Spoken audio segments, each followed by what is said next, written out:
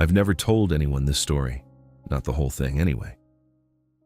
My therapist got bits and pieces, enough to put me on sleeping pills and suggest I avoid isolated natural environments. My ex-wife, when she still took my calls, said I sounded unhinged. The cops? They smiled that thin smile cops give you when they've already decided you're just another city asshole who smoked too much weed in the woods and freaked out. But I'm telling you now because I need someone else to know, not to believe me. I don't care about that anymore. I just need to say it out loud, once, before it happens again, because it will happen again. It's been counting down. This was 2 years ago, early November. I'd just signed the divorce papers. 34 years old, a sysadmin who worked remotely and hadn't seen direct sunlight in 6 months, living in a rented house outside Asheville that still smelled like Jenna's shampoo, even though she'd been gone since August. I was drowning in quiet. You know that kind of quiet, the one that's louder than noise because it's filled with everything you're trying not to think about. So I did what any guy with a Subaru Outback and a childhood of camping trips does. I packed my gear, loaded up Ram, and drove 4 hours into Pisgah National Forest. I told myself it was a reset. A week alone, no cell service, just me and the dog and the trees. Ram's a 5-year-old German Shepherd, smart as hell, the only living thing that stuck around after Jenna left. He rides shotgun like he's navigating, ears up, watching the road. The spot I picked was deep, about 4 miles up the Art Loeb Trail, then a half-mile bushwhack east toward a small creek I'd found on a topo map. Remote enough that I wouldn't see another human for days. Exactly what I wanted, or what I thought I wanted. You gotta understand, I'm not the kind of guy who scares easy. I grew up camping with my dad in the Adirondacks. I know how to read a map, build a fire in the rain, field dress a wound. I carry a bench-made bug-out knife and keep a can of bear spray on my hip. I'm rational to a fault. Show me a strange sound in the woods, I'll show you a squirrel or a falling branch. There's always an explanation. That's what I kept telling myself, right up until the 3rd night. The first 2 days were perfect. Cold, but clear. The kind of November weather that makes the woods feel clean. I set up my MSR Hubba Hubba about 50 meters above the creek, facing east so the morning sun would hit the fly. Good flat ground, soft with pine needles. I dug a small fire ring, gathered deadfall, and spent the evenings with Ram at my feet, watching the flames and listening to the forest settle into darkness. Ram was relaxed. That was my barometer. If Ram's calm, everything's fine. He'd lie with his head on his paws, ears half-cocked toward the tree line, occasionally lifting his nose to sample the air before sighing and closing his eyes. Normal dog shit. I remember thinking, on that second night, this is working. I'm actually going to be okay. The 3rd day, I hiked a few miles south along the creek, found an old logging road, took some pictures with my phone even though there was no signal to send them. Got back to camp around 4, made dinner, freeze-dried chili mac, a luxury item I'd been saving, and sat by the fire until maybe 9. The forest was quiet, almost too quiet, but it was late fall. Animals conserve energy. I didn't think anything of it. I zipped Ram and myself into the tent around 9:30. My sleeping bag was a Nemo Disco 15, rated for cold weather, and I'd brought a fleece liner because I run cold. Ram curled up at my feet like always, his back pressed against my shins. I fell asleep listening to his breathing, and then I woke up. Not slowly, not groggily. I snapped awake like someone had shouted my name. My eyes were open before I knew why, and I was staring at the gray nylon of the tent ceiling, my heart already hammering against my ribs. Ram was standing, all 4 legs, rigid, his head pointed toward the tent wall to my left. A low growl rumbled in his chest, the kind I'd only heard once before, when a drunk guy tried to force his way into our house. I held my breath, listened. Footsteps, slow, deliberate. Crunch, pause, crunch, pause. The sound of dry leaves and pine needles compressing under weight. Circling the tent. Clockwise. I fumbled for my watch. The indiglo light flared and I saw the time. 3:33 a.m. The footsteps stopped directly behind my head, on the other side of the tent wall, maybe 2 feet of nylon and air between me and whatever was standing there. Ram's growl deepened. I could feel the vibration through the sleeping pad. And then I saw the shadow. The moon was half full that night, enough to cast faint silhouettes through the tent fabric.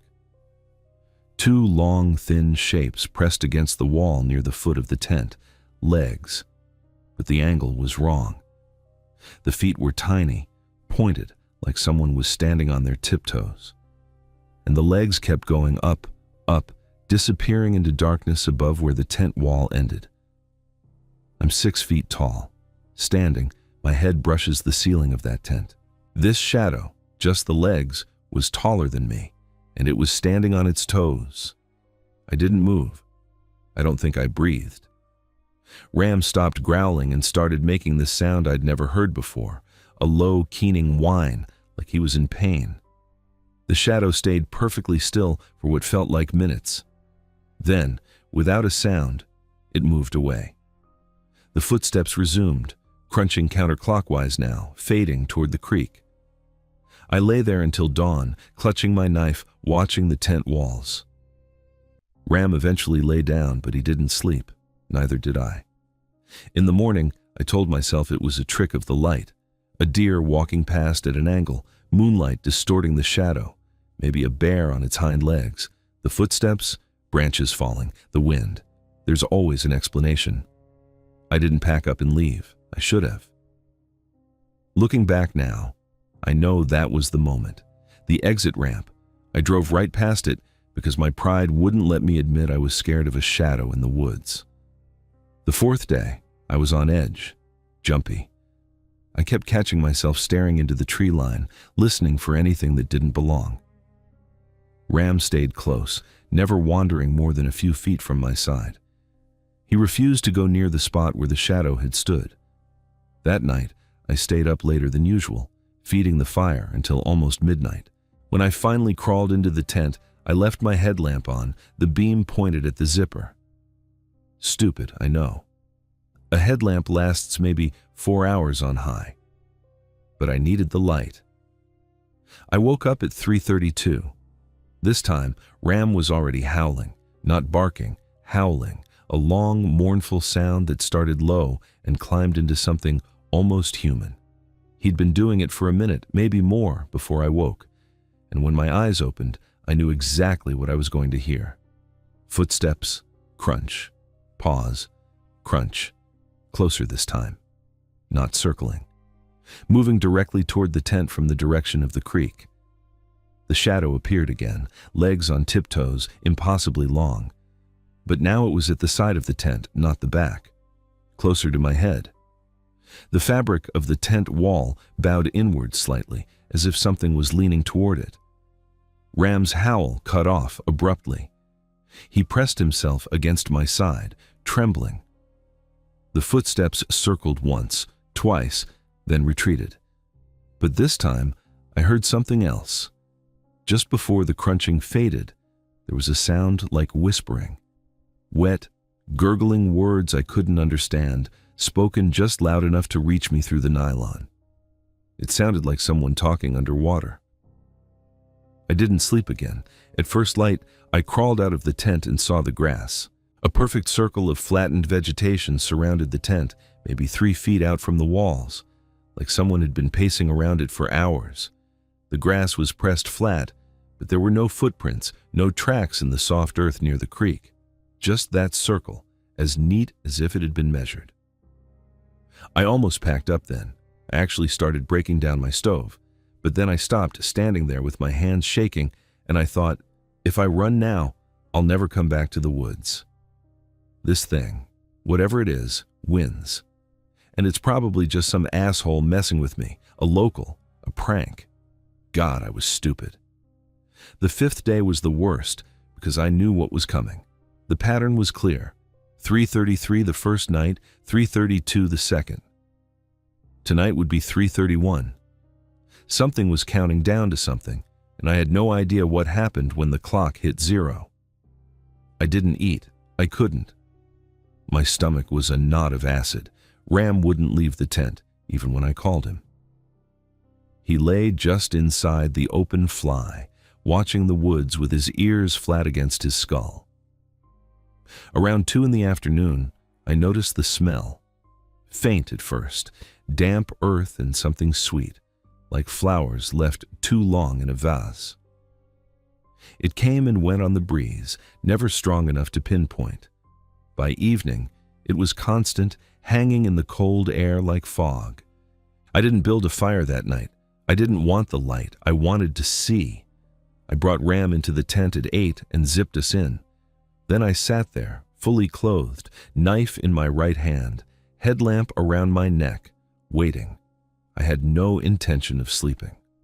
My watch glowed 8:47 p.m., 9:15, 10:02, 11:30. The hours crawled. Ram started whimpering around 2 a.m. Just soft, broken sounds, his eyes fixed on the same spot on the tent wall, the spot where the shadow had been the night before. I put my hand on his back and felt his muscles locked tight. At 3:28, he began to howl. 1 minute of warning. Exactly 1 minute. At 3:29, I heard it. Not footsteps this time, something else. A dragging sound, like a heavy sack being pulled over wet leaves, coming from the creek, getting closer. I pressed my eye to the small ventilation slit near the tent door, a gap maybe an inch wide, covered with mesh.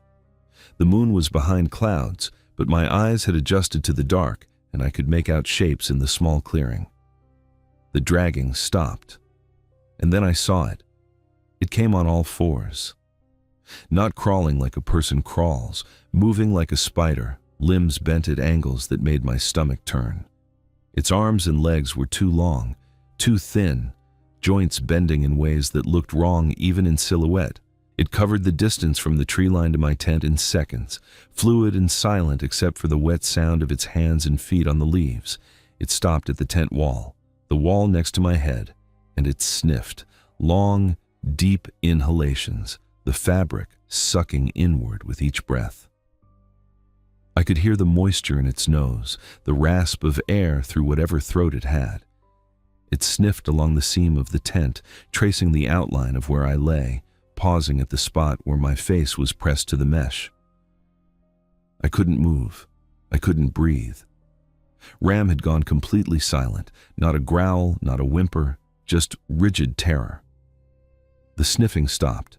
The creature, the person, the thing, sat back on its haunches. And in the faint moonlight that finally broke through the clouds, I saw it. It looked like a man, almost, tall, thin, naked, skin pale as mushroom flesh. Its limbs were too long, the arms reached past its knees, even when it sat upright. Its head was slightly too large, and its face was wrong. Blank. Not featureless, but empty. The eyes didn't reflect light. The mouth was too wide, a straight line that curved neither up nor down. It lifted one long arm and held its wrist in front of its face. There was nothing on the wrist, no watch, no band, just pale skin. And then it made the gesture. Thumb and forefinger pinched together, twisting an invisible dial. A precise mechanical motion, the kind you make when you set an old-fashioned alarm clock. Its empty eyes stayed fixed on my tent the whole time. When it finished, it lowered its arm. It sat there for another long moment, staring at the slit where I watched, and then its mouth opened. Just a crack, and a sound came out. A whisper, wet, gurgling. Tomorrow. It dropped back to all fours and scuttled into the trees. The sound of its passage faded toward the creek. The sweet, rotten smell lingered. I screamed. I don't remember deciding to. I just did, a raw animal sound that tore my throat. Then I was moving, grabbing Ram by the collar, slashing at the tent zipper with my knife because my hands were shaking too hard to work it properly. The mesh tore. I shoved Ram through the gap and crawled after him, slicing my palm open on the benchmade's blade and not feeling it. And I ran. I don't remember much of the trail. branches whipping my face, roots catching my boots, falling, getting up, falling again. Ram stayed beside me, silent now, running with his tail tucked low. I didn't look back. I couldn't. Every time I tried, my neck locked up like my body knew better than my brain. I made it to the Subaru just as the sky started to gray. My hands were covered in blood from the cut on my palm. I dropped the keys twice before I got the door open. Ram jumped into the passenger seat and curled into a ball, shaking. I drove. I drove until I had cell service, and then I kept driving. I didn't stop until I hit Asheville, and even then, I parked in a well-lit gas station and sat there, engine running, watching the people come and go like they were aliens from another planet. A world where things like that didn't exist. The police went out there 2 days later. I gave them the GPS coordinates from my phone. They found my camp, the shredded tent, my gear scattered around, the circle of flattened grass. They said there were no tracks except mine, no sign of anyone else. "Probably a bear, sir. They can stand on their hind legs. The stress of isolation can make the mind play tricks." I didn't argue. I knew how I sounded. I sold my camping gear, all of it. The MSR tent, the Nemo bag, the jet boil, even the damn headlamp. I moved out of the house in the woods and got an apartment downtown, 3rd floor, where the streetlights shine through the windows and the sound of traffic never stops. I sleep with the lights on now, white noise machine on full blast. But here's the thing, here's what I can't explain and what the doctors won't believe. Ram howls every night, every single night at exactly 3:29 a.m. He's done it for 2 years now, whether we're home or at the vet or staying with my brother in Charlotte. 3:29 a.m., 1 minute of warning, and I wake up. Every night.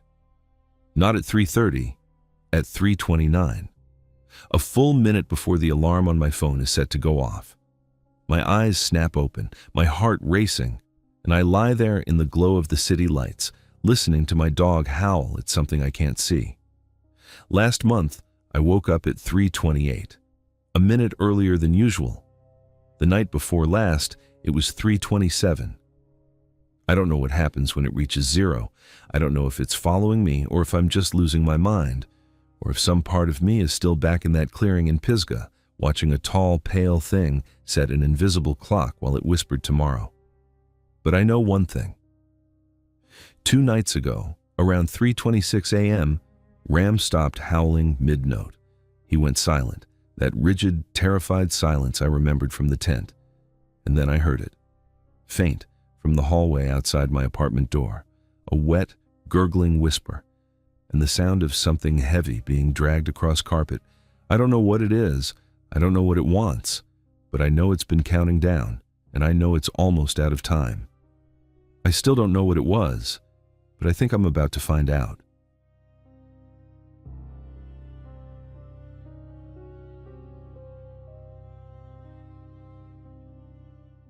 I never tell this story at parties, not because I'm afraid people won't believe me. I'm afraid they will. It happened 2 Octobers ago, and I still wake up at 3:15 a.m. exactly, my hand throbbing, where the scar cuts across my palm, my ears straining for footsteps that aren't there.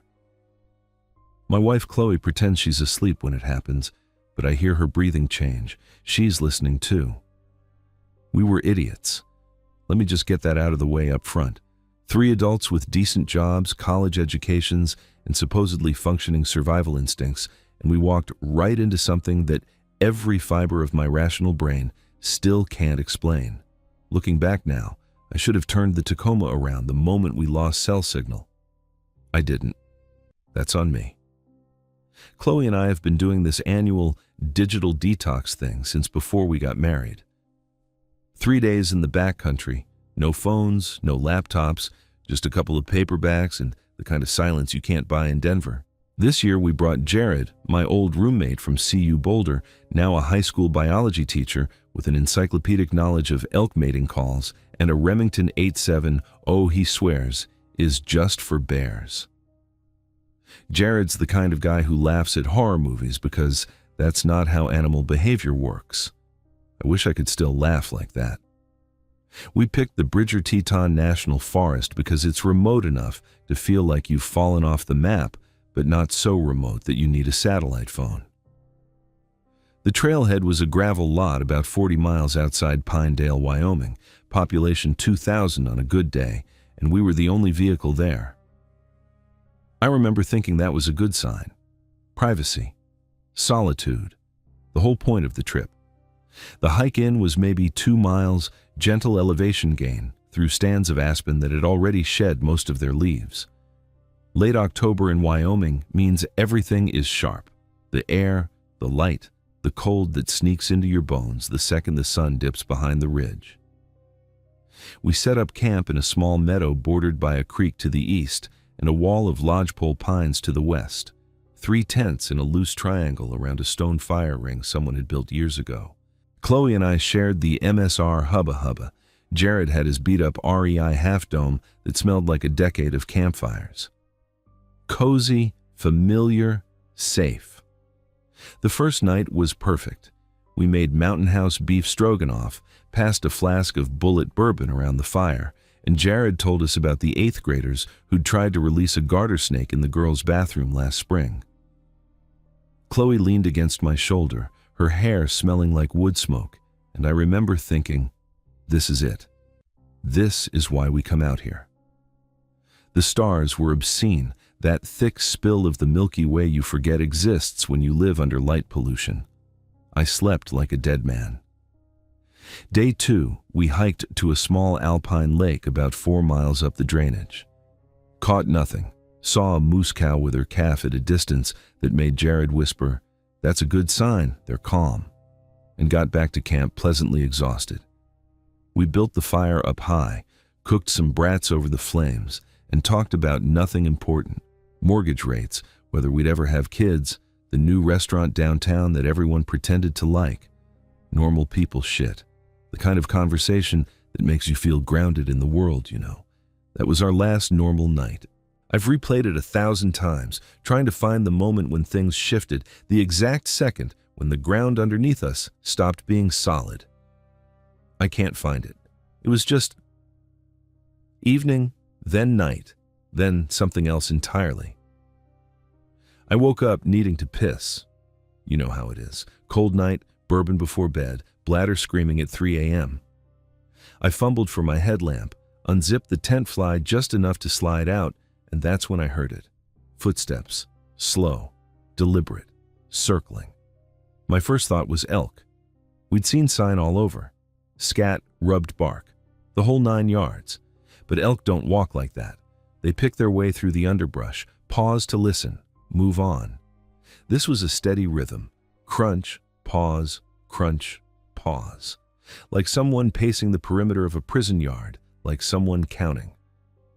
I stood there in the dark, barefoot in my thermals, frozen with my hand still on the zipper.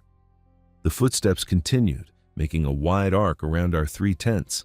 I couldn't see anything beyond the weak cone of my headlamp, and I was too scared to sweep it toward the sound. Stupid, I think now. So goddamn stupid. But your brain reaches for the safe explanation, doesn't it? Mine settled on curious deer and held on tight. I crawled back into the tent without pissing. Chloe stirred and mumbled something. "You hear that?" I whispered. She listened. The footsteps were still there, farther now, maybe 70 feet out, but unmistakable. Crunch, pause, crunch. "Probably a moose," she said, her voice thick with sleep. "Go back to sleep." I didn't. I lay there for what felt like hours, tracking the sound as it completed another full circuit, then another. At some point it stopped. I don't remember falling asleep, but I must have, because the next thing I knew, gray light was bleeding through the tent fabric and Chloe was unzipping the fly. "Mark," she said, not loud, not panicked, just wrong. "Mark, you need to see this." I pulled on my boots and stepped outside. The cold hit me first, that dry, biting cold that makes your lungs ache. Then the silence. Not the peaceful silence of a mountain morning, but something heavier, oppressive, like the forest was holding its breath. The fire ring was in the center of our 3 tents, maybe 15 feet from each. The stones were black with old ash, and in the exact center of the ring, where the coals should have been cold and scattered, someone had arranged something. Our tent stakes, all of them. Every single aluminum MSR stake from our Hubba Hubba, every steel stake from Jared's half dome, 23 in total, stacked in a perfect pyramid, points down like a tiny shrine built from camping gear. They were clean, no dirt, no mud, as if someone had wiped each one individually before placing it. Jared came out of his tent, rubbing his face. "What the—" He stopped, stared at the fire ring, then at his tent, which was still standing, fabric sagging slightly but otherwise fine. "How's my tent still up?" That's when I noticed. All 3 tents were upright. The poles were still in their sleeves, the flies still attached. But the corners where the stakes should have been were loose, flapping gently in the morning breeze. Whoever had done this hadn't collapsed the tents.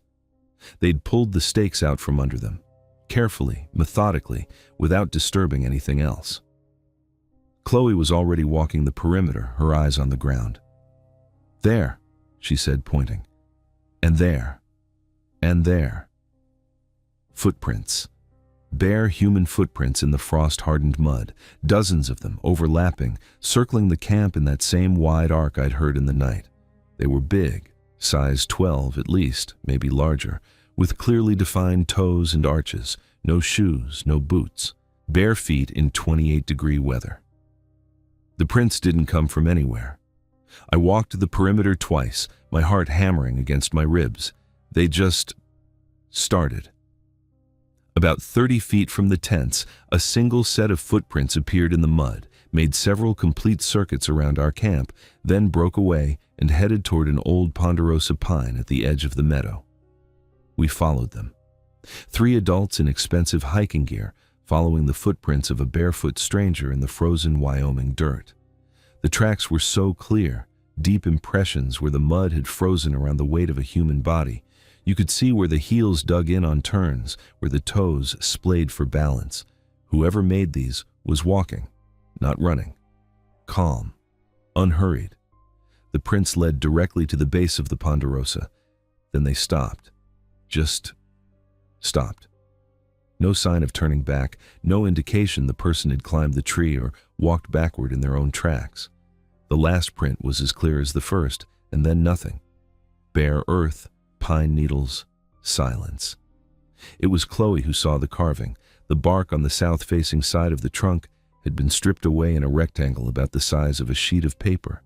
The wood underneath was pale and raw, weeping sap. And carved into that fresh wood, in letters that looked like they'd been made with a hunting knife, clean, deliberate strokes, no hesitation, were 5 words. "You sleep on our land." I'm not ashamed to tell you that my hands started shaking. Chloe grabbed my arm, her nails digging in through my jacket. Jared, good old rational Jared, actually laughed. Not a real laugh. The kind you make when your brain is trying to convince your body that everything is fine. "Okay," he said, too loud. "Okay, someone's messing with us. Local kids, hunters with a weird sense of humor. There's a camp about 8 miles back. I saw a truck on the way in." "Barefoot hunters?" Chloe's voice was flat. "In October, making a pyramid out of our tent stakes? People are weird, Chloe. You know that. Weird doesn't mean dangerous." But his hand was on the stock of his Remington. I noticed that. Jared, the biology teacher who'd once given me a 40-minute lecture about how black bears are basically giant raccoons, was touching his shotgun like a talisman. We walked back to camp in a tight cluster, our heads swiveling at every sound. The forest had changed. It wasn't beautiful anymore. It was watching. Here's the part where I tell you we packed up and left immediately. That's what we should have done. That's what any sane person would have done. But we didn't. We argued for an hour. Jared kept coming back to the rational explanation. Local meth heads, some backwoods family that didn't like trespassers, a prank. Chloe wanted to leave, and I did too, but there was a part of me, the same stupid, stubborn part that made me climb the water tower in college on a dare, that didn't want to be scared off. It's just words on a tree, I told myself. Stakes in a fire pit. Nothing actually happened to us. We compromised. We'd stay one more night, but we'd keep watch. 2 hours each. I'd take the first shift. The day crawled by. We didn't hike, didn't explore. Just sat around the fire ring, not inside it. None of us could bring ourselves to step into that circle and watch the tree line. At some point, Chloe gathered up the stakes and shoved them in her pack. "We might need these," she said, and I didn't ask what for. Darkness came early in that valley, the sun dropping behind the ridge around 5:30 and taking all the warmth with it. We ate cold granola bars and jerky. No fire. None of us wanted to announce our location with light and smoke. By 9 p.m., we were in our tents, fully dressed, boots on, ready to run if we had to.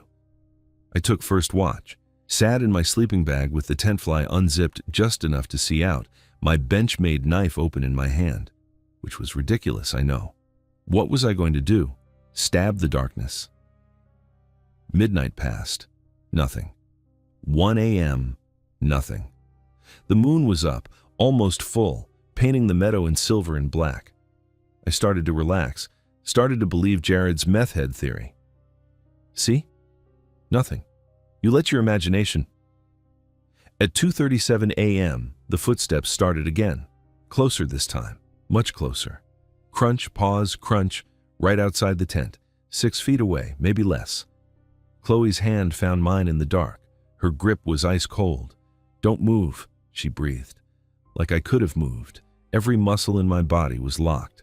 The footsteps circled our tent once, then moved toward Jared's. I heard him stir, the distinctive sound of a shotgun being pumped, that solid chunk that's supposed to make intruders think twice. The footsteps didn't pause, didn't speed up, just kept that same maddening rhythm. I don't know what made me do it. Stupidity, desperation, some primal need to see. I unzipped the fly a few more inches and pressed my face to the gap. The moon was bright enough to cast shadows. The fire ring was a black circle in the center of the meadow, and on the far side of it, just at the edge of the tree line, something was standing. A figure. Tall, 6'4", maybe 6'5", thin in a way that made my brain supply the word hungry. It was facing our camp, completely still, arms at its sides. I couldn't make out features, couldn't see a face, but I could see its feet. Bare, pale against the dark earth, and I could feel its eyes. Even across 30 feet of frozen meadow, even without seeing them, I knew it was looking directly at my tent, at me. I opened my mouth to call for Jared, but no sound came out. My throat had closed up completely. The figure tilted its head, a small movement, almost curious. Then, from the trees behind it, a voice came. Low, calm, completely without emotion, like someone reading a grocery list aloud. "You sleep on our land." The same words from the tree, spoken in a tone that made my bladder go weak. I finally found my voice. "Jared!" His tent fly ripped open and he came out with the Remington raised, flashlight taped to the barrel. Classic Jared, always prepared. The beam cut across the meadow and hit. Nothing. The figure was gone. Just the tree line, empty and dark. "Where?" Jared's voice was tight. "Where is it?" I pointed, my arm shaking so badly I could barely aim. "Right there." "It was right." The voice came again. From our left this time, then from behind us. Then from everywhere at once, a chorus of that same flat, patient tone. "You sleep on our land. You sleep on our land. You sleep on our land." Jared fired. The shotgun blast shattered the night, a sound so loud it felt like a physical blow. The echoes rolled down the valley and died. For one breath, 2 breaths, there was silence. Then the footsteps started again. Not one set this time. Many, dozens. Coming from every direction, a thunder of bare feet on frozen ground, running toward our camp through the dark. I don't remember deciding to run. I just was. Chloe ahead of me, her headlamp bobbing wildly. Jared somewhere behind us, shouting words I couldn't make out. The trail. We needed the trail. The truck. Get to the truck. My foot caught a root, and I went down hard, my right hand slamming into a rock. The pain was distant, irrelevant. Chloe hauled me up by my jacket collar, and we kept running. The footsteps were everywhere, all around us, but when I looked back, I saw nothing. Just black trees and the occasional flash of Jared's light. The Tacoma was a half-mile from camp. We made it in what felt like seconds and hours simultaneously. I fumbled the keys, dropped them, picked them up with bloody fingers, dropped them again. Chloe grabbed them from me and had the engine running before I was fully in the passenger seat. Jared piled into the back, still clutching the shotgun, his face white as paper. We drove. No headlights at first, just the parking lights because some animal part of my brain didn't want to be seen. The gravel road was a pale ribbon in the moonlight, and I drove it faster than I'd ever driven anything, the Tacoma's suspension screaming on every rut and pothole. In the rearview mirror, the forest was just a wall of black, no movement, no lights, no figures standing at the tree line. But I swear on everything I am, that as we crested the final ridge before the highway, I saw something in the mirror, a shape, tall and thin, standing in the middle of the road, watching us go. I blinked, and it was gone. The Pinedale police were polite but skeptical. A young deputy named Alvarez drove out to our campsite the next morning while we sat in a diner, drinking coffee we couldn't taste, jumping every time the door opened. He came back 2 hours later with a strange look on his face. "Well," he said, sliding into the booth across from us, "your camp's still there. Tents are up, sleeping bags inside. Even found the shotgun. It was leaned up against a tree, unloaded. All your gear's accounted for." "And the fire ring?" Chloe's voice was barely a whisper. "The stakes?" Alvarez shrugged. "Empty, just ash and some old charcoal. Didn't see any stakes." "The footprints," I said. "There were footprints everywhere." He looked at me for a long moment. "Ground's pretty frozen up there, sir. Didn't see any prints except yours and your friends. Deer sign, maybe. Nothing human." "The carving on the tree. The words." "Didn't see any carving.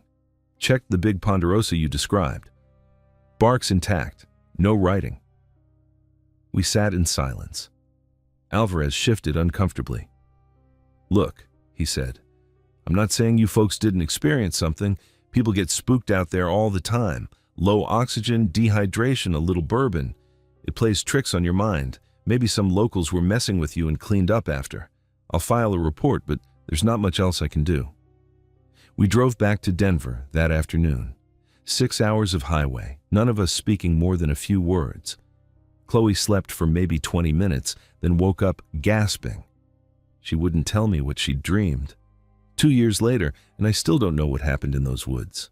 I've gone over it 1,000 times, read about infrasound and mass hysteria, about the psychological effects of isolation, about every rational explanation Jared still clings to when we rarely talk about that night.